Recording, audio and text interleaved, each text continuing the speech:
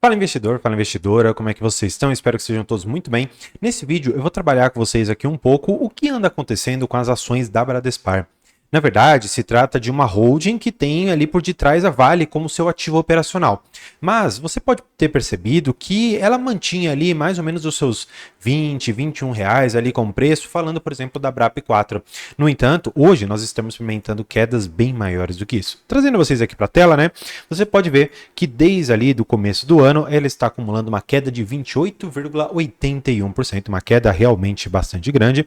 E se você for pegar aqui lá de 2021, no seu máximo que chegou aqui aos seus R$ 67, desde então caiu 73%. Claro, eu não quero ser ingênuo e dizer que aqui não houve algo diferente que você deva saber. Na verdade, houve aqui alguma bonificação das ações da Vale, então esse preço aqui ele é um pouco diferente. O que eu quero que vocês tenham em mente realmente é esse valor aqui de 2021 em diante, tá bom? Então, eu quero que vocês olhem para esse pico mais próximo aqui de 2023, de janeiro de 2023, de R$ 32. Desde então, você acumula uma queda de 43,52%, tá bom? Bem, eu preparei aqui para vocês algumas perguntas, né? Essa queda da Bradespar, por que será que ela está caindo tanto, né? Quais são os dois possíveis motivos para essa queda? Bem, o primeiro é aquele que eu venho trabalhando em vários vídeos aqui com vocês, que são os juros. Tanto os juros BR quanto os juros dos Estados Unidos, tá bom? Basicamente, esses dois aqui estão drenando dinheiro. Lá no mercado norte-americano, eles estão trazendo dólares que estavam em mercados emergentes, como o Brasil, e eles estão levando para lá. Exatamente por isso, portanto, que a nossa bolsa está sempre noticiando que o gringo tem tirado o capital daqui, e isso, consequentemente, faz com que boa parte das nossas ações, especialmente as mais líquidas, como Vale, Petrobras, Banco do Brasil, Itaú, etc., caiam bastante. Outra coisa que aí a gente precisa até comentar, porque é algo muito importante, é a queda do minério de ferro. André, será que o minério caiu muito? Bem, eu vou trazer vocês aqui para a tela para a gente dar uma olhada que não, o minério não caiu tanto assim. Se você for perceber, tirando aquela alta que foi muito grande ali, que aconteceu lá em 2022, você pode perceber que de 2023 em diante, ela se manteve aqui nesse quadrante, que ficou entre mais ou menos os seus 90, 100 dólares até a 130, 135 dólares a tonelada do minério de ferro. Por que eu quero que você olhe de forma bastante clara para esse gráfico? Eu vou colocar aqui para você. Essa linha azul é o gráfico da Vale. Se você for ver, quando a commodity sobe, a Vale também sobe. Quando a commodity cai, a Vale também cai.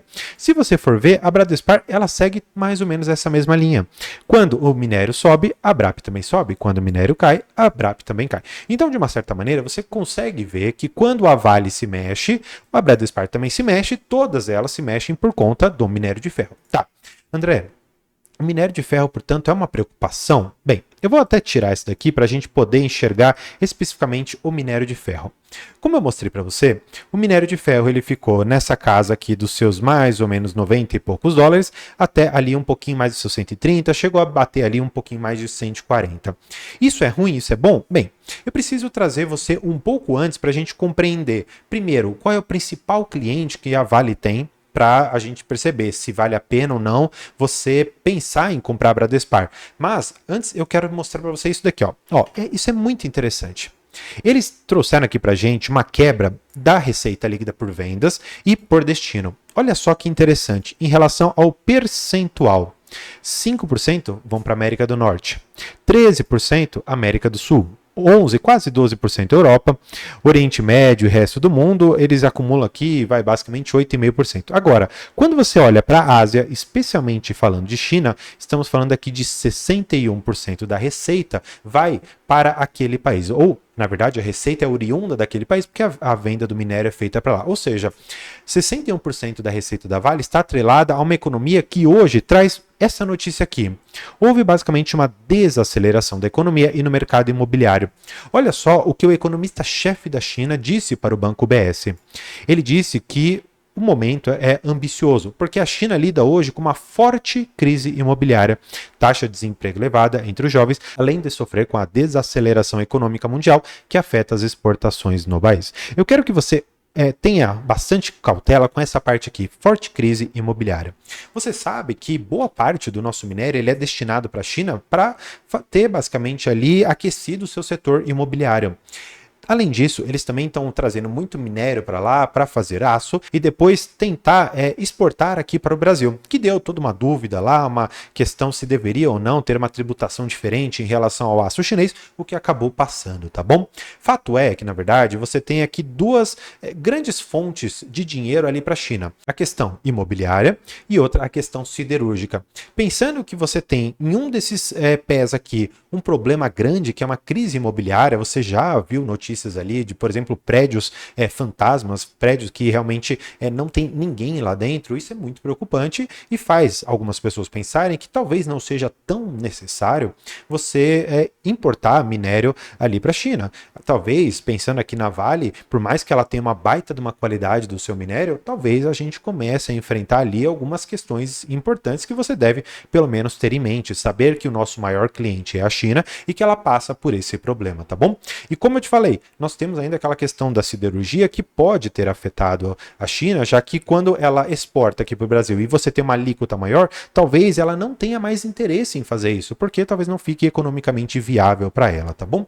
Bem, eu quero trazer vocês aqui também para os dados da Vale. Por que da Vale, gente, não da Bradespar? Porque a Bradespar ela é uma holding que ela não operacional, ou seja, ela não faz nada, ela só tem ações da Vale, ela não coloca a mão na massa. Portanto, a gente precisa olhar sempre para a Vale. E eu gosto de trazer isso daqui para vocês, porque isso daqui para mim é o coração. Como eu te mostrei, aqui vale a pena a gente rememorar esse gráfico. Como eu mostrei aqui para vocês, hoje o minério ele está sendo cotado aqui aos seus 107 dólares a tonelada.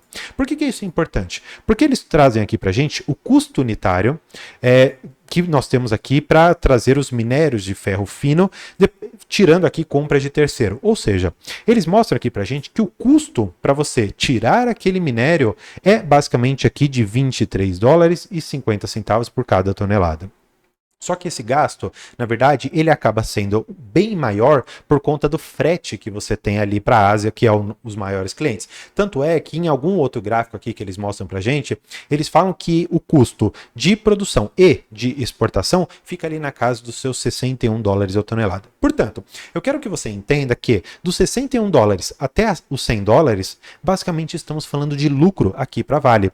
Eles trazem até um gráfico que eu acho interessante você dar uma olhada. Eles colocam um pouco aqui de como que é a realização dos preços, quanto que efetivamente vai para Vale. Olha só, o preço de referência era esse, tem os impactos aqui da precificação, você tem outros ajustes aqui de venda, umidade, e aí você chega então no preço. Portanto, ainda que o minério esteja ligeiramente abaixo desses 123 dólares, está ali em 100, a Vale ainda vai continuar lucrando bastante. Talvez no atual cenário ela comece a lucrar bem menos, mas ela pode ainda assim manter. Você pode ver também que nos outros segmentos ela mostra aqui qual que é o break-even, ou seja, qual que é o valor de custo.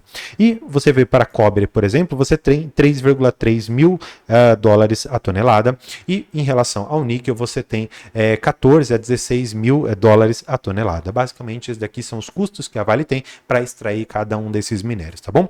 Agora, eu quero que você preste atenção em algumas outras questões que eu vou trazer aqui para você.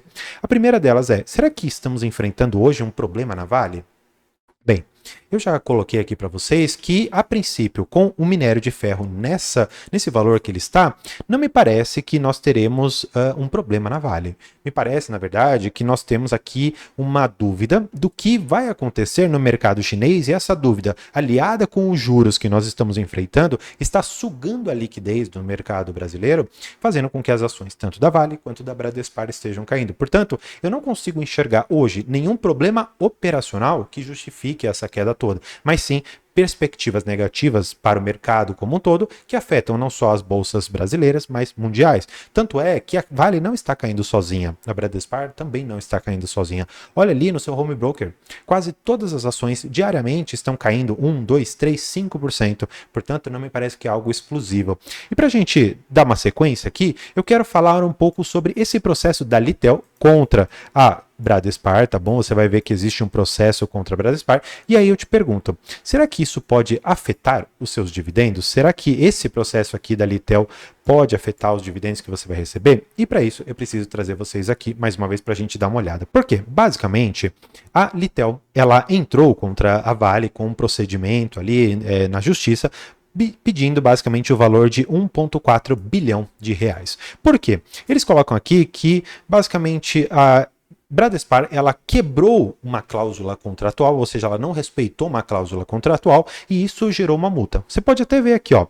No âmbito, a Litel alega que a Bradespar violou cláusulas do contrato de indenização da Electron SA na venda de ações da Valepar e pede uma indenização de 1,4 bi. O que acontece? Quando a Bradespar, ela recorreu e foi ali para o Tribunal de Justiça foi desfavorável o ativo. Tanto é que fez ali trazer à tona mais uma vez toda essa dúvida.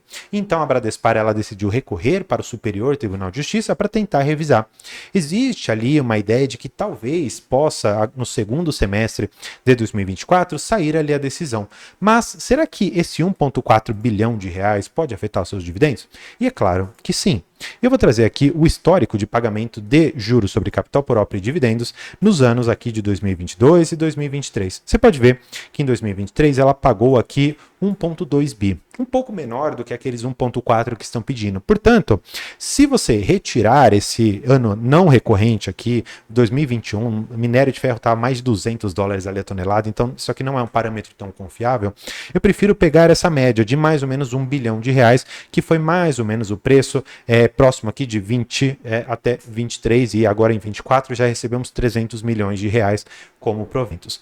Pensando que mais ou menos se esse processo sair, e a Bradespar for obrigada a pagar esse valor de 1,4 bi, significa que por um pouco mais de um ano nós teremos cortes bem grandes dos nossos dividendos, a não ser que a Bradespar decida ali por parcelar, a Litel ali concorde, enfim, alguma coisa do gênero aconteça. E pensando que isso pode acontecer, bem, você como acionista exclusivo da Bradespar vai ter seus dividendos podados, ao passo que aquele que for acionista da Vale não vai ter os dividendos podados, porque Bradespar é uma coisa e Vale é outra. Portanto, um processo da outra, claro, da Vale impacta na Bradespar quando não vem o lucro, mas os processos da Bradespar não impactam aqui dentro da Vale, tá bom? Mas eu quero seguir um pouco para também dar alguns argumentos favoráveis à Bradespar, né? Ela negocia com um histórico de desconto bastante longo, e depois eu vou mostrar para vocês. E em março desse ano, ela está sendo negociada com quase 25% em relação ao que ela tem ali dentro. Ou seja, é como se o preço sobre o valor patrimonial dela estivesse ali em 0,75, significando que ela está com um desconto interessante em relação ao valor que ela tem ali dentro, tá bom? E aqui é o histórico de desconto do valor líquido dos ativos em relação à Bradespar.